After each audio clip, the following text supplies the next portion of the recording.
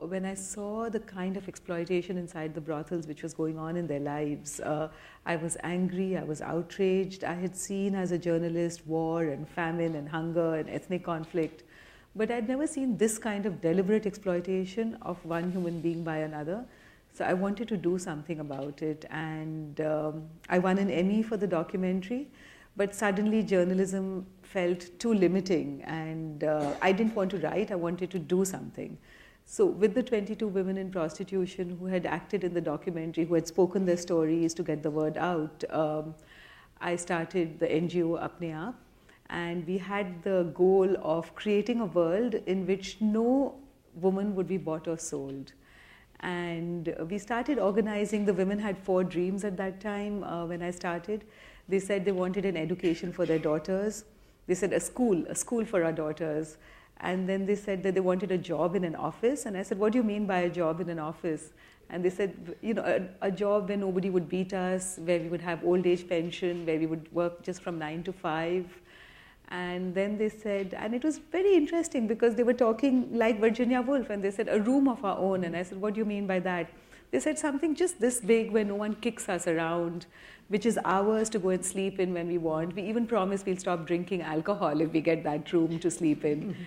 And finally, you know, protection from police brutality and client brutality, because Johns were beating them, the police was beating them.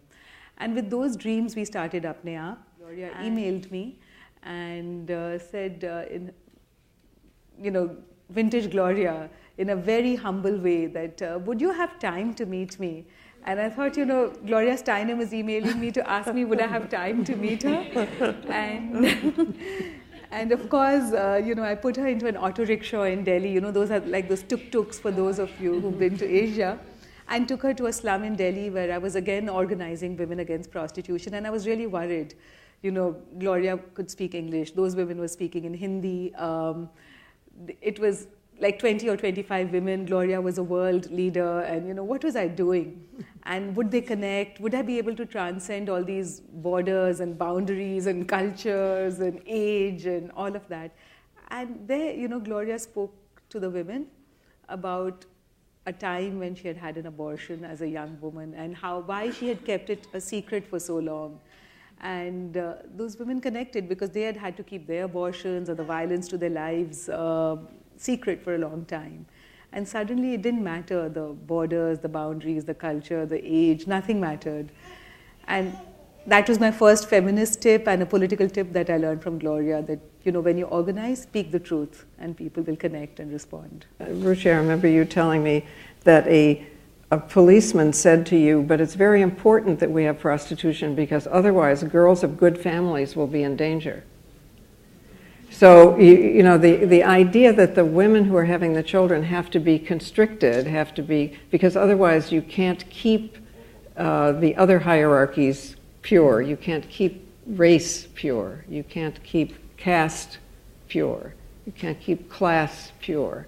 So those women over there having children for the patriarchy, and they're restricted, and these women over here are exploited, and one creates the other, or rather patriarchy creates them both.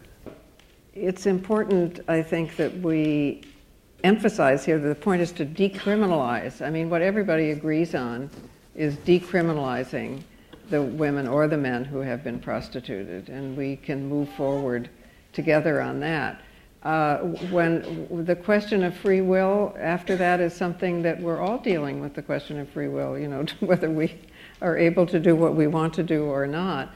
I mean, there's the actual surveys of prostituted women say that either somewhere between 75 and 90% were sexually abused in childhood by 1 to 4 people.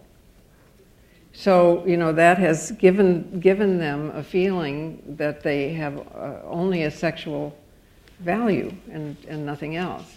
So it's not Pretty Woman in my experience. It's really not Pretty Woman in my experience.